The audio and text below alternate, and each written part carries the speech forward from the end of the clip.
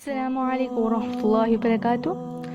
امید ہے آپ سب لوگ خیر و عافیت سے ہوں گے۔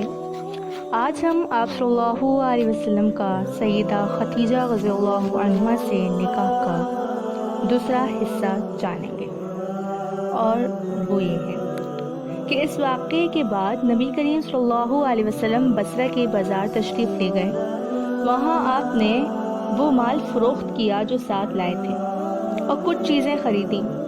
اس خرید و فروخت کے دوران میں ایک شخص نے آپ سے جھگڑا کیا اور بولا، لات اور عزہ کی قسم کھاؤ۔ آپ نے فرمایا، میں نے ان بتوں کے نام پر کبھی قسم نہیں کھائی۔ آپ کا یہ جملہ سن کر وہ شخص چونک اٹھا۔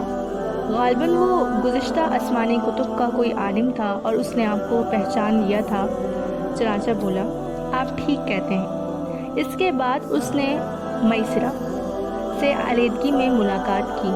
کہنے لگا، میسرہ، یہ نبی ہے، قسم ہے اس ذات کی جس کے ہاتھ میں میری جان ہے، یہ وہی ہیں جن کا ذکر ہمارے راہب اپنی کتابوں میں پاتے ہیں۔ میسرہ نے ان کی بات کو ذہن نشین کر لیا۔ راستے میں ایک اور واقعہ پیش آیا کہ سیدہ خدیجہ رضی اللہ عنہا کے 2 اونٹ بہت زیادہ تھک گئے اور چلنے کے قابل نہ رہے۔ ان کی وجہ سے میسرہ قافلے کے پیچھے رہ گئے۔ نبی کریم صلی اللہ علیہ وسلم قافلے کے اگلے حصے میں تھے۔ میسرہ ان اونٹوں کی وجہ سے پریشان ہوا تو دوڑتا ہوا اگلے حصے کی طرف آیا اور اپنی پریشانی کے بارے میں آپ کو بتایا۔ آپ اس کے ساتھ ان دونوں اونٹوں کے پاس تشریف لائے، ان کی کمر اور پچھلے حصے پر ہاتھ پھیرا، کچھ پڑھ کر دم کیا۔ آپ کا ایسا کرنا تھا کہ اونٹ اسی وقت ٹھیک ہو گئے اور اس قدر تیز چلے کہ قافلے کے اگلے حصے میں پہنچ گئے۔ اب وہ منہ سے آوازیں نکال رہے تھے اور چلنے میں جوش و خروش کا اظہار کر رہے تھے۔ پھر قافلے والوں نے اپنا مال فروخت کیا۔ اس بار انہیں اتنا نفع ہوا کہ پہلے کبھی نہیں ہوا تھا۔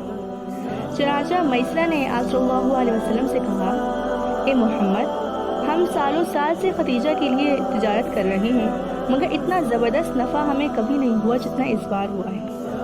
آخرکار قافلہ واپس مکہ کی طرف روانہ ہوا۔ میسرہ نے اسی دوران صاف طور پر یہ دیکھا کہ جب گرمی کا وقت ہوتا تھا تو نبی کریم صلی اللہ علیہ وسلم اپنے اونٹ پر ہوتے تھے تو آپ صلی اللہ علیہ وسلم پر 2 فرشتے سایہ کرتے۔ ان تمام باتوں کی وجہ سے میسرہ کے دل میں بھی آپ کی محبت گھر گئی اور یوں لگنے لگا جیسے وہ آپ کا غلام ہو۔ آپ صلی اللہ علیہ وسلم دوپہر کے وقت مکہ میں داخل ہوئے۔ آپ باقی قافلے سے پہلے پہنچ گئے تھے۔ آپ سیدھے حضرت خدیجہ رضی اللہ عنہا کے گھر پہنچے۔ وہ اس وقت چند عورتوں کے ساتھ بیٹھی تھی۔ انہوں نے دور سے آپ کو دیکھ لیا۔ آپ اونٹ پر سوار تھے اور 2 فرشتے آپ پر سایہ کیے ہوئے تھے۔ حضرت خدیجہ رضی اللہ عنہا نے یہ منظر دوسری عورتوں کو دکھایا، وہ سب بھی حیران ہوئے۔ اب آپ نے حضرت خدیجہ رضی اللہ عنہا کو تجارت کے حالات سنائے، منافع کے بارے میں بتایا۔ اس مرتبہ پہلے کی نسبت دگنا منافع ہوا تھا۔ حضرت خدیجہ رضی اللہ عنہا بہت خوش ہوئی۔ انہوں نے پوچھا، میسرہ کہاں ہے؟ آپ نے بتایا وہ بھی پیچھے ہیں۔ یہ سن کر سیدہ خدیجہ رضی اللہ عنہا نے کہا، آپ فوراً ان کے پاس جائیے اور انہیں کہیں جلد از جلد میرے پاس آئیں۔ آپ واپس روانہ ہوئے۔ حضرت خدیجہ رضی اللہ عنہا نے دراصل آپ کو اس لیے بھیجا تھا کہ وہ پھر سے وہی منظر دیکھنا چاہتی تھیں، جاننا چاہتی تھیں کہ اب بھی فرشتے ان پر سایہ کرتے ہیں یا نہیں۔ جو ہی آپ روانہ ہوئے، یہ اپنے مکان کے اوپر چڑھ گئیں اور وہاں سے آپ کو دیکھنے لگی۔ آپ کی شان اب بھی وہی نظر آئی۔ اب انہیں یقین ہو گیا کہ ان کی آنکھوں نے دھوکہ نہیں کھایا تھا۔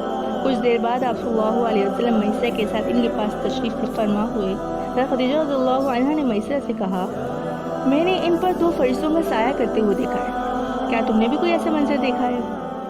میسرہ نے کہا، میں تو یہ منظر اس وقت سے دیکھ رہا ہوں جب قافلہ یہاں سے شام جانے کے لیے روانہ ہوا تھا۔ اس کے بعد میسرہ نے تمام حالات کا ذکر کیا، جو باتیں پیش آئی تھیں۔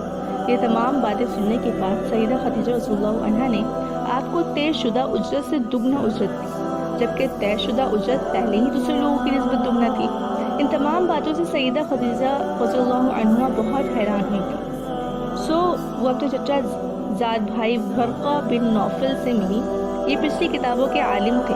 سیدہ خدیجہ رضی اللہ عنہا نے انہیں جو کچھ دیکھا تھا اور جو کچھ میسرہ کی زبانیں سنا تھا وہ سب کچھ کہہ سنایا۔ ورقہ بن نوفل اس وقت عیسائی مذہب سے تعلق رکھتے تھے، اس سے پہلے وہ یہودی تھے۔ سیدہ خدیجہ رضی اللہ عنہا کی تمام باتیں سن کر ورقہ بن نوفل نے کہا، خدیجہ، اگر یہ باتیں سچ ہیں تو سمجھ لو محمد اس امت کے نبی ہیں۔ میں یہ بات جان چکا ہوں کہ وہ اس امت کے ہونے والے نبی ہیں. دنیا کو انہی کا انتظار ہے، یہی ان کا زمانہ ہے. اگلا حصہ جاننے کے لیے میرے چینل کو سبسکرائب کرنا نہ بھولیے گا اور اپنا خیال رکھیے گا. اللہ حافظ.